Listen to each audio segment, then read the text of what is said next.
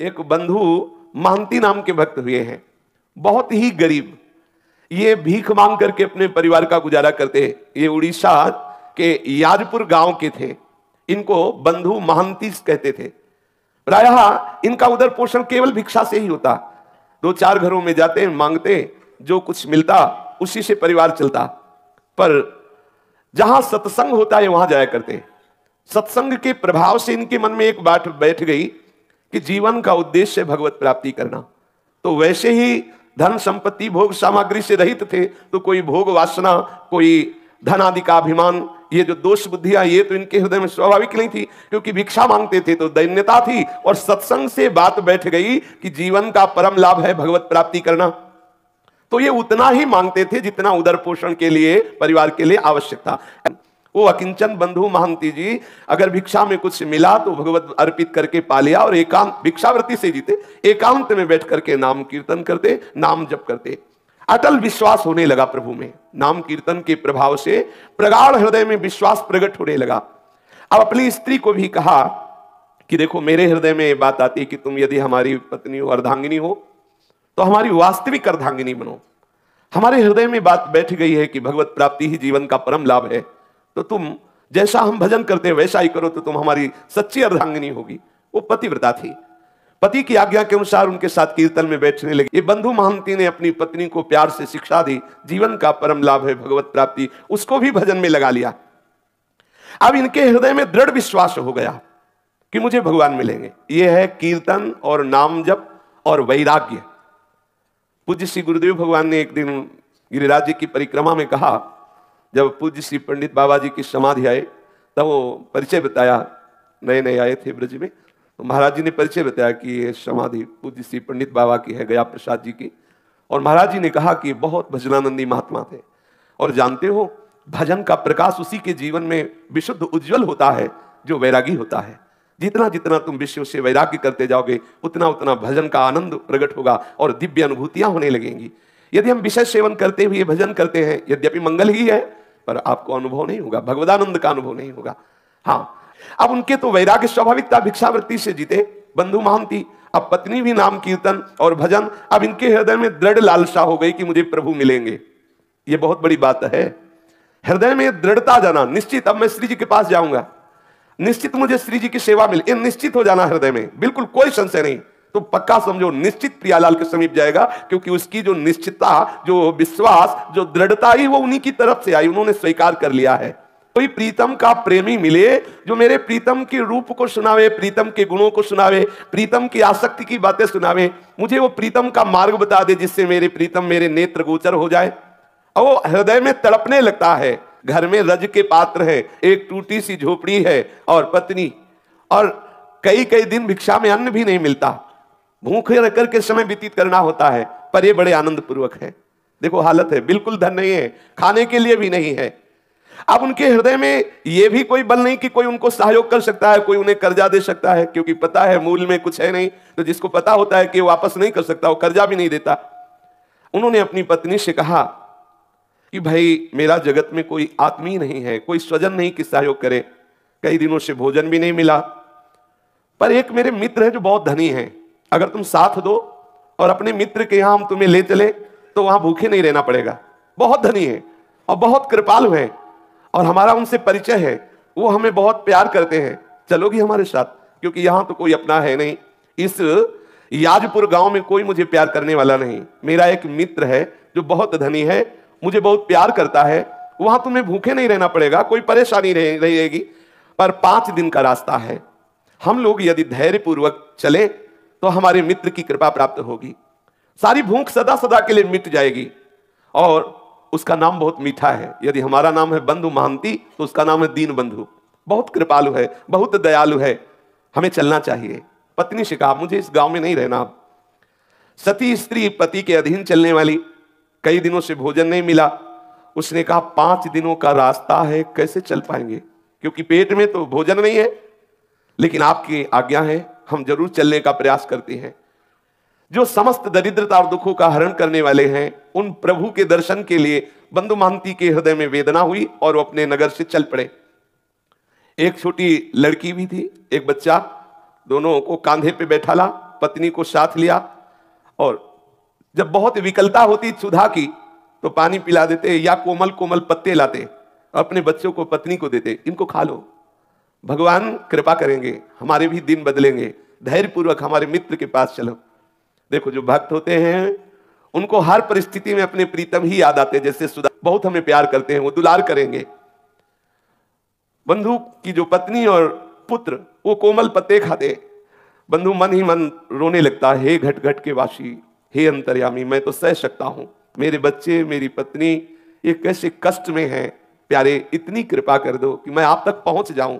ऐसा ना हो कि मैं यात्रा ही ना पूरी कर पाऊं, अंदर से वो विकल हो जाता है, बस मुझे प्राण निकल जाए, बस आपके दर्शन करते ही तो कोई परवाह नहीं, लेकिन आप तक पहुंच जाऊं इतनी सामर्थ्य देना बच्चों में और पत्नी में और मेरे में भी। दर्शन करने की एक लालसा मुझे जीवित रख रही है। मैं मृत्यु के भय से भयभीत नहीं हूं, लेकिन तुम्हें बिना देखे मृत्यु आ जाए तो मुझे अच्छा नहीं लगेगा। एक बार तुम्हें देख लूं, फिर भूख से भी प्राण निकल जाए तो कोई बात नहीं है। अन्न न मिलने के कारण मैं नहीं रो रहा हूं, मैं इसलिए रो रहा हूं कि मैं आप तक पहुंच जाऊं। हे विश्वंभर, जल थल स्थल कोई ऐसा नहीं जहां तुम ना हो, मेरे को सामर्थ्य देना। बिल्कुल धन नहीं, देखो खाने को भी नहीं है, लेकिन हृदय में प्रभु के ही मिलन की चाह है। विश्व के बच्चों को साथ लेकर के फटे पुराने कपड़े हैं और मिट्टी का पात्र हाथ में है, बच्चों को लिए हुए आगे बढ़ रहा है। परिवार सहित लड़खड़ाते हुए 5 दिनों की यात्रा करके श्री पुरुषोत्तम क्षेत्र भगवान जगन्नाथ जी के धाम में पहुंचा और श्री मंदिर के दूर से दर्शन करके ही भूमि पर गिर पड़ा। मेरे मित्र आ गए, मेरे प्रभु आ गए। और प्रभु का स्वभाव जो जैसे प्यार करता है उसको वैसा ही अनुभव कराते। दूर से ही जगन्नाथ जी के दर्शन करके साष्टांग लेट गया, वहां भूमि में लौट रहा। ओ कृपालु प्रभु के दर्शन हो गए। अपनी पत्नी से कहा, देखो देखो ये मेरे यार हैं, जिनके लिए मैं कह रहा था ना कि मेरे मित्र, ये हमारे मित्र हैं, ये हमारे प्रीतम हैं, ये हमारे दीन बंधु स्वामी हैं। अब पत्नी के हृदय में उतना अनुराग तो नहीं है, पर इस बात से सुख मिला कि अब यहां भरपेट भोजन भी मिलेगा, भक्तों का संग भी मिले, और इसको कि मेरे प्रभु ने कृपा की, मुझे सामर्थ्य दी कि यहां तक आ गया, अब मैं अपने यहां प्राण छोड़ूंगा, अब मुझे यहां आनंद मिलेगा, क्योंकि प्रभु के चरणों में प्राण छूटे इससे बढ़कर क्या लाभ। प्रभु का धाम है, सामने प्रभु है, फिर तो प्राण भी छूट जाए, कोई परवाह नहीं। अब वो देखते देखते ही थोड़ी देर दर्शन हुए, सिंह द्वार के सामने आकर आनंद आवेश में मगन है। कौन पूछता है उसको? पत्नी पुत्र फटे पुराने कपड़े एक कोने में खड़े ठाकुर जी को देख रहा है। सिंह द्वार पर बड़ी भीड़ है, बच्चे भूख से व्याकुल है, पत्नी भूख से व्याकुल है। वो भगवान के दर्शन करके खड़ा है। थोड़ी देर में देखा पट बंद हो गए, कोई पूछ ही नहीं रहा, कौन पूछे।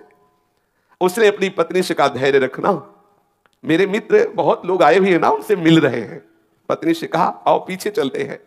मंदिर के दक्षिण की ओर जहां से जगन्नाथ जी के प्रसादी का धोवन, जैसे पात्र आदि धोए गए तो वो फेन आदि निकलता है पीछे से, उस नाले के पास गए, उसे पेज नाला कहते हैं। वहां जाके बैठे और कहा कि देखो चिंता मत करो, स्वामी के घर आ गए हो ना, अब चिंता की बात नहीं है, और बहुत करुणामय है। देखो ऐसा करते हैं ना, बहुत भूख लगी है ना, इसमें जगन्नाथ जी के पात्र धोए जाते हैं, प्रसादी पात्र धोए जाते हैं, ये पानी वहीं से आता है, अपने लोग पीते हैं और आनंद से बैठकर यहाँ कीर्तन करते हैं। कितना धैर्यवान भक्त है। अब उसी जो ठाकुर जी की प्रसादी जल वहां से निकलता है, पात्रों का प्रक्षालन का, उसी का फेन आदि लेकर ऐसे बच्चों को पवाता है, पत्नी को पवाता है और स्वयं लेता है। बोला देखो कल सुबह जब मंदिर खुलेगा ना, तब प्रभु के दर्शन होंगे, कुछ ना कुछ प्रसाद मिलेगा धैर्य पूर्वक, और वो प्रसादी जल पीता है। देखो हम लोग कितने भाग्यशाली हैं कि प्रभु का प्रसादी जल पीने को मिल रहा है, धैर्य बनाता है और आनंद मगन हो जाता है, पेट भर करके वही जल पीता है। अब कौन उसे देखे, वो पीछे एकदम एकांत नाले के पास बैठा, वो आनंद मगन होकर के प्रभु का चिंतन कर रहा है। पतिव्रता के मन में बात आ रही है कि ठीक है, इनके मित्र कैसे हैं वो तो मुझे पूरा परिचय नहीं, लेकिन मुझे मित्र कैसा मिला ये मुझे परिचय है।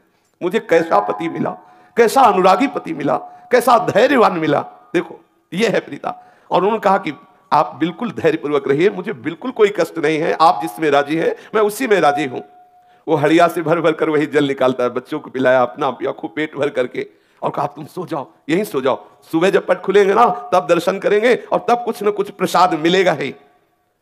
अब इतना भाव ठाकुर जी देख रहे हैं, एक एक क्षण की बात। गुरुदेव भगवान कहते तुम चिंता मत करो, तुम्हारे एक एक सेकंड की बात ठाकुर देख रहे हो, एक एक सेकंड का हिसाब अनंत गुना बढ़ा कर देंगे। तुम धैर्य पूर्वक रहो। ऐसा मत समझो कि तुम विषयों की जलन को सहकर भजन कर रहे हो, तुम ठंडी गर्मी अपमान सब सहकर भजन कर रहे हो, कोई तुम्हें देख नहीं रहा। नहीं, ठाकुर देख रहा है। एक एक सेकंड का हिसाब अनंत गुना बढ़ के देगा। खुद तुम कहोगे निहाल हो गए। देखना, थोड़ा धैर्यवान रहिए। अब वो प्रभु की प्रसन्नता के लिए वहां बैठा हुआ नाम कीर्तन कर रहा है और भाव अंदर अंदर की, हे नाथ, तुम्हारे चरणों को मैं बार बार नमस्कार करता हूं। मैं कितना अधम जीव हूं, लेकिन आपने मुझे धाम बुला लिया, बिल्कुल अपने महल के समीप रखा। तुम चराचर में व्याप्त हो, समस्त जीवों के मनोरथ पूर्ण करने वाले हो। मुझे पता है कि तुम्हारे सिवा कोई करता नहीं है। मेरे मन में कोई कामना नहीं कि मैं किसी कामना से तुम्हें ये प्रार्थना कर रहा हूं, पर प्रभु आप कृपा करो, मेरी पत्नी को ये विश्वास हो जाए कि तुम मेरे मित्र हो, तुम मेरे हो। कहीं ऐसा ना हो किसके मन में आने लगे कि मुझे बहला फुसला रहे, कहीं कोई भगवान नहीं, देखो यहां भी आए तो कितना कष्ट सह रहे हैं। नाथ, मुझे जितना चाहो कष्ट दे दो, लेकिन इसको विश्वास दिला दो कि आप हो। मुझे पता है आप हो, लेकिन इसको विश्वास हो जाए, क्योंकि ये मेरे ही आज्ञा से भजन कर रही है, कहीं इसका विश्वास टूट ना जाए। जगन्नाथ जी की भंडार गृह में ताला लगा हुआ है और ठाकुर जी अंदर विराजमान है, लेकिन प्रभु के लिए ना तो कोई दरवाजा है ना कोई ताला है। वो तो सर्वसमर्थ है। भक्त वत्सल प्रभु को नींद कहाने वाली वो तो सब सुन रहे हैं, जो पीछे वो प्रार्थना कर रहे हैं। प्रभु ने भंडार गृह से अपनी थाल उठाई और वहां कई कई दिनों का प्रसाद रहता है। भक्तों के समुदाय आते, सबको प्रसाद मिलता है, तो वहां कई दिनों का सुंदर सुंदर खूब प्रसाद अपनी थाल में, जो ठाकुर जी का भोग लगता है जिस थाल में, उसी में सजाया। और सजा करके दरवाजों में सब बंद है, ताला लगा है, लेकिन उनके लिए क्या है, प्रभु बाहर आए एक ब्राह्मण का वेश धारण किए हुए और बोले कि याजपुर गांव से वो बंधु महंती नाम का कोई भगत आया है। आवाज दे रहे हैं पीछे। अब वहां रात्रि का समय कौन है, केवल वही तो पति पत्नी और बच्चे सहित है। वो एकदम हड़बड़ा के आंख खोलता है, सोचा था कि मुझे कौन पुकारेगा, ये हो सकता है कि मेरे नाम वाला कोई और हो, बंधु महंती। परंतु फिर पुकारा, बंधु महंती, देखो प्रभु ने तुम्हारे लिए, और साक्षात जगन्नाथ प्रभु है, प्रभु ने तुम्हारे लिए प्रसाद भेजा है। स्त्री को जगा के कहा कि ये मुझे ही पुकार रहे हैं क्या? हमें लगता है कि मुझे ही पुकार रहे हैं। फिर ऊंचे स्वर से आवाज आई, बंधु महंती, ये प्रसाद लो। याजपुरिया बंधु जो पेज नाले के समीप विराजमान हैं, वो आए और ये प्रसाद ले ले। अब तो इनको पक्का हो गया कि मुझे ही बुलाया जा रहा है। दौड़ पड़े, दौड़ गए और घबराते जा रहे हैं। जब देखा कि उस ब्राह्मण के हाथ में एक रत्नों से जटित थाल है और विविध प्रकार की ठाकुर जी की सुंदर सुंदर भोग प्रसादी है, और ब्राह्मण ने मुस्कुराते हुए कहा कि प्रभु ने अंदर से भोग की थाल तुम्हें भेजी है, ले लो। वो उसके हाथ कांप रहे हैं, विशाल थाल, इतना सुंदर भोग, हृदय विकल हो रहा। प्रभु, और ये नहीं समझ रहा साक्षात प्रभु ही है, हृदय उसका वो विकल हो रहा। प्रभु मुझे प्यार करते। पत्नी से कहा, देख देख, मैं कह रहा था ना कि मेरे मित्र मुझे बहुत प्यार करते हैं। देखो बहुत भीड़ थी ना, सब लोग चले गए, अब उनको फुर्सत मिली तो देखो भेजा ना, मैं उनकी नजर में हूं ना, देखो। और आनंद मगन हो रहा है। बच्चों को जगाया और ब्राह्मण ने कहा, देखो तुम आराम से प्रसाद पाओ, थाल को यहीं रख देना, थाल हम समय से ले जाएंगे, तुम चिंता मत करो। अब ब्राह्मण वेशधारी भगवान ऐसा कह करके भोग की थाल दी और चले गए। और वो तो जड़ता भाव को प्राप्त हो, काफी देर तो समाधि भाव में डूबा रहा। प्रभु की कृपा में, इतने कृपालु प्रभु, पता नहीं कितनी देर तक उसकी आंतरिक ऐसी दशा रही। फिर पत्नी ने उसे बार बार स्वस्थ किया, हिला हिला के उससे बार बार स्पर्श करके जगाया, तो फिर स्वस्थ हुआ। फिर सबने बैठकर भरपेट, आज कई दिनों बाद भोजन मिला, कई दिनों बाद ऐसा प्रसाद, और स्वयं ठाकुर जी लाए तो अमृतमय प्रसाद। अब उसने विचार किया कि इस थाल को कहां पहुंचाऊं, क्योंकि ये प्रभु की थाल है। फटे पुराने चिथड़े में लपेट करके उस थाल को रख लिया कि जब सुबह होगा तब देखूंगा, और अपने सिरहाने रख लिया, खूब आराम से सोया। अब अच्छे ऐसे ऐसे मंगल में स्वप्न आ रहे हैं उसको, ठाकुर जी की ताल, ठाकुर जी का प्रसाद, बड़ा आनंद। वहां कोई तमोगुणी निद्रा थोड़ी उसके हृदय में है। अब भगवान का वो रत्न थाल सिर पर रखे हुए ये तो सो रहा है, और उधर ठाकुर जी के जब सेवा के लिए पट खोले गए और भंडार खोला गया, तो देखा गया कि भंडार की सब सामग्री अस्त व्यस्त, ताला खुला हुआ, थाल गायब, काफी प्रसाद इधर उधर। उन्होंने विचार किया कि बहुमूल्य रत्नों का थाल कहां चला गया, और ये सब कौन अंदर भंडारे में घुसा। अब ठाकुर जी है, जो मनाया जहां से आया था तो अपने आप दिखाई दे रहा था, सब इधर उधर फैला भी दिया, ठाकुर जी है। अब आपस में सब सेवक जन इकट्ठे हुए और एक दूसरे से पूछा कि हाँ आप आए थे, शोर मच गया, ठाकुर जी के भंडार का ताला टूट गया, कोई चोर थाल चुरा ले गया और प्रसाद भी चुरा ले गया। अब कुछ लोग ढूंढने के लिए निकले तो पेज नाले के समीप देखा तो थाल को कपड़े से, फटा कपड़ा था तो दूर से चमक रही थी थाल। अरे लोग आए, बोले देखो देखो ये चोर है। ये माल भी चलाते, पिटाई भी करवाते हैं बोले देखो ये चोर है, ये स्त्री और बच्चों के सहित पकड़ो पकड़ो। वो तो बढ़िया प्रसाद मिला था, थके थे ही खूब, अच्छे से आनंद से सो रहे थे बच्चे और पत्नी। अब वहां हल्ला मचे तो सब उठे आंख मीचते हुए, गाली दे रहा है, कोई थप्पड़ दे रहा है। अरे चोर कहीं का, जगन्नाथ धाम में आकर के भी तू चोरी करता है, तुझे शर्म नहीं आई? और ऐसे ऐसे स्त्री रोने लगी कि अच्छे तुम्हारे मित्र हैं। हाँ, कह रहे थे बड़े कृपालु है, बड़े रात्रि में तो माल चलाते हो, सुबह पिटाई करवाते हैं, कैसे तुम्हारे मित्र हैं? अब वो जैसे ही थप्पड़ पड़ता है, जय जगन्नाथ, जय गोविंद, जय गोविंद। ये ठाकुर जी ये भी देखते हैं ना, माधवदास बाबा की भी पिटाई करवाई। ये ऐसे तैयार रहे ना, अगर फूल माला पढ़ के जय हो तो कभी ऐसा भी अवसर आ सकता है, पिटाई का भी स्वाद, तो तैयार रहे ना। अब उसको तो जब पीटा जा रहा है तो बड़े आनंद मगन, प्रेम सागर में मगन होकर के बोल जय जगन्नाथ, जय गोविंद, जय गोविंद। कोतवाल ने पूछा कैसे तुम्हें थाल मिली? तो उसने कहा विचार कीजिए, मुझे तो पता भी नहीं कि थाल कहां रहती है, मुझे पता भी नहीं कि भोग कहां रहता है। मैं तो याजपुर गांव का हूं, वहां से यहां दर्शन करने आया था। कोई रात्रि में एक ब्राह्मण आया था, उसने मुझे थाल दिया, प्रसाद दिया। वो पुजारी ब्राह्मणों को दिखाते, इनमें से कोई ना, इनमें से कोई नहीं था वो। और अरे बोले तुम झूठ बोलते हो। तब वहां जो बड़े बड़े अधिकारी जन भी, उनका बात तो उसकी समझो, वो कैसे घुस जाएगा? अगर वो घुसा होता वहां जहां भंडार है तो प्रधान गेट का भी ताला तोड़ा गया होता। प्रधान गेट में तो वैसे ही ताला लगा हुआ है।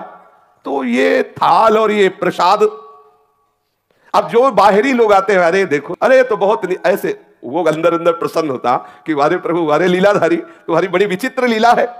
बंधु ने जब देखा कि बहुत बात बिगड़ रही, पत्नी बहुत क्लेशित हुई, तब कहा देखो प्रभु, मैं वैसे तो अपराधी हूं, वैसे तो मुझे दंड मिलना ही चाहिए क्योंकि बहुत जन्मों से अपराध किए, पर नाथ आप ये देख लो कि आपकी कृपा पर कहीं मेरी पत्नी को अविश्वास ना हो जाए। अब श्री जगन्नाथ जी महाराज नवीन लीला की, जो प्रताप रुद्र राजा थे जगन्नाथपुरी के, वो महल में सोए हुए थे। जगन्नाथ प्रभु गए और कर्कश स्वर में कहा कि प्रताप रुद्र भी ये बहुत बड़े भक्त हुए हैं, महाप्रभु चैतन्य देव की कृपा प्राप्त हुई है। बोले कि तुम यहां चैन से सो रहे हो, मेरे भक्त को दुख दिया जा रहा है और तुम यहां शयन कर रहे हो। तेरे कर्मचारी उस भक्त की पूजा ना करके उसको गालियां दे रहे हैं और उसको पिटाई करने की सोच रहे हैं, उसको थप्पड़ भी मारे। जानते हो मैंने स्वयं थाल दिया है, मैंने स्वयं प्रसाद दिया है और वो मेरा बहुत प्रेमी है, मेरा परम भक्त है। देखो जल्दी से जल्दी जाओ और क्षमा मांगो जाकर के, क्योंकि तुम राजा हो, तुम्हारे राज्य में यदि ऐसे भक्त का अपमान होता है तो तुम्हें हम दंड देंगे। क्योंकि अब बड़े लीला बिहारी एक तरफ तो पिटवाई करा रहे हैं और एक तरफ राजा से चरण पूजवाए, यही इनकी लीला है। यही बड़ी विचित्र लीला, कैसे वो कहां परिचय बना के कौन सी लीला करते हैं ये किसी की समझ में आने वाली नहीं। तू भला चाहता है तो तत्काल जा और सम्मान पूर्वक प्रणाम करके, आज से हमारे मंदिर का हिसाब किताब का पूरा अधिकारी वही होगा। ठाकुर जी ने आदेश कर दिया, आज से नीलाचल नारायण का आदेश है। जगन्नाथ जी ने कहा मेरा आदेश है कि मेरे संपूर्ण मंदिर का हिसाब किताब उसके हाथ, उसी के दस्तखत से सब सारी बात होगी। इतना कहकर प्रभु अंतर्ध्यान हुए। राजा तो हड़बड़ा करके उठा, तत्काल पोशाक धारण की घोड़ा मंगवाया और वहां पहुंचा और जाकर सबसे स्वप्न की बात कही और हाथ जोड़ करके प्रणाम किया साष्टांग। बंधु महांती को ध्यान से सुनिए, राजा ने साष्टांग प्रणाम किया और हृदय से लगाकर कहा जो कुछ भी आपके साथ हुआ हो हमें क्षमा कीजिए।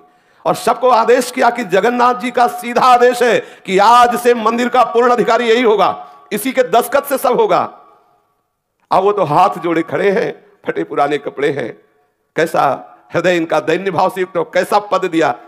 राजा ने विनय की और कहा कि जो हमें प्रभु ने आदेश किया है उसे आप स्वीकार करें।